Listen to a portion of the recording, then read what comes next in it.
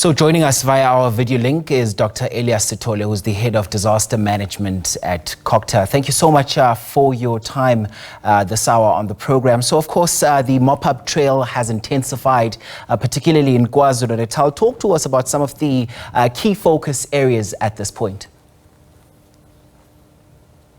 Thank you very much. Good morning. Good morning to the viewers as well. Yes, as we have indicated, let me maybe before I start also send the condolences to the families who have lost their loved ones as a result of these floods.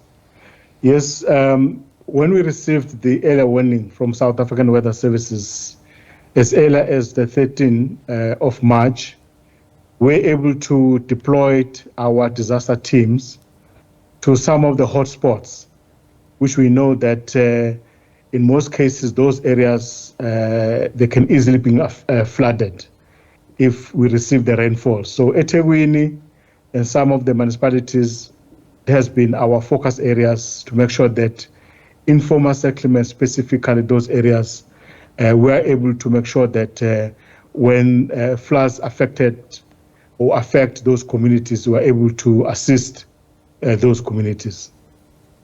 And Dr. Sithole, we've also seen, the minister, COGTA minister, Mr. Hlabisa, also just speaking about, KZN in particular, and saying that it's actually terrifying to see floods becoming a norm there in the province. And let's talk about the importance of safety as well as members of the public adhering to some of the safety warnings. I get a sense that, it's an extensive job to ensure that, first of all, people are aware of some of these alerts, but also adhering to them. How are you faring on this front and ensuring that, first of all, people are aware of some of these warnings that have been put out, but also really adhere to them?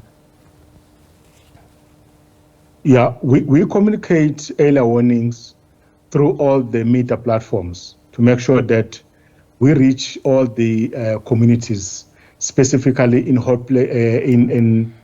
places which we know they might be affected by those floods. But also in the municipalities across the country, our disaster teams, they conduct awareness campaigns to the community so that we inform the communities, but also we train them in terms of when they receive the early warning, what they must do. Because most of the time, we always advise them to say they must avoid crossing the flooded rivers. We know that sometimes when we have got a low-lying bridge within the community, most motorists, they tend to, see that, okay, well, they can easily cross that low-lying bridge, only to find that the currency of the water is very strong and it might actually wash away that vehicle. So we always say that motorists, we urge them to drive with great cautions when they're crossing those areas. But also now specifically in rural areas in KZN, because we've realized the province now and then is being affected by heavy rains.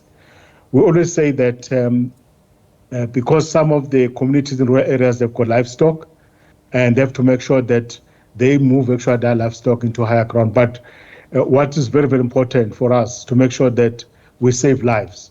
So we'll make sure that all our teams, disaster teams and fire services teams, they work together to make sure that we save lives. And maybe just give us a breakdown of some of those efforts, because the province has been declared as a disaster zone. And the declaration, of course, is meant to facilitate the mobilization of all organs of state to boost support measures and implement those contingency protocols to address this disaster in particular. Talk to us about some of those measures and the work that has been done so far on the ground, because I know some people have been saying that they've been left to their own devices. What do you say to such members of the public? Yeah, members of the public who have been affected, we make sure that our disaster teams are able to relocate those affected communities either to the community halls or to the areas which is very safe, or to the higher ground.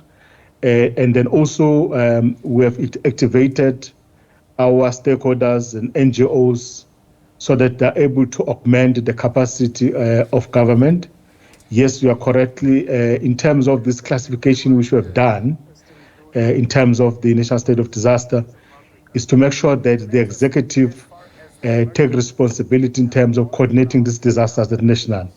Of course, work very closely with provincial structures and the structures in the municipalities. But also, this kind of classification which we have done is to make sure that municipalities and provinces, they're able to reallocate their grant funding or their budgets within their departments or the municipalities.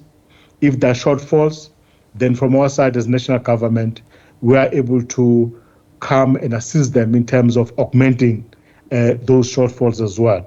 But what it means that we then activate all our structures. Yes, we have activated them, but the classification, it also reinforce the augment of the resources in those areas which have been affected.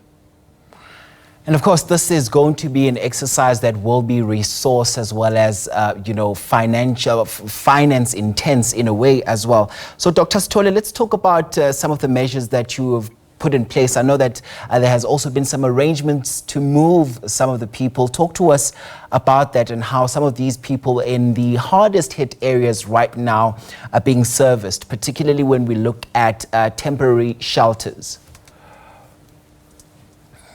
Yeah, you might have recalled 3 weeks ago, the Minister of Human Settlement visited KZN, and one of the, I would say, the thinking around or the plan of visiting KZN was to make sure that previous communities who were affected, we are able to find a way to accommodate them.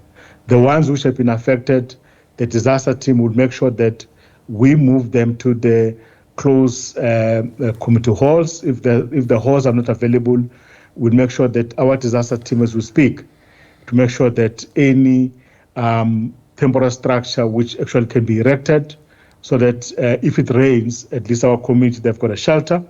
And then also, we also bring Department of Social Development and NGOs to make sure that we are able to provide the relief to those affected communities. So there's a lot of relief effort as we speak, which is happening, which is targeted to those affected communities. And these affected communities, how do they get a hold of you and your team, especially when they need assistance? Yeah.